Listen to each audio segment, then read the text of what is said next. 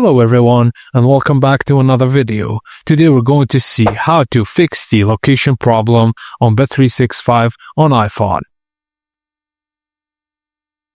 For that to be fixed, you need to activate the location services on your iPhone. First thing first, open your iPhone device's settings. Then go to Privacy and Security, then Location Services. Ensure the location services toggle is switched on.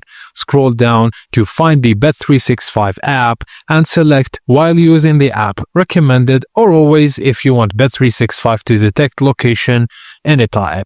And that's it. Once enabled, Bet365 will confirm your location properly, a requirement for bearing compliance in many regions.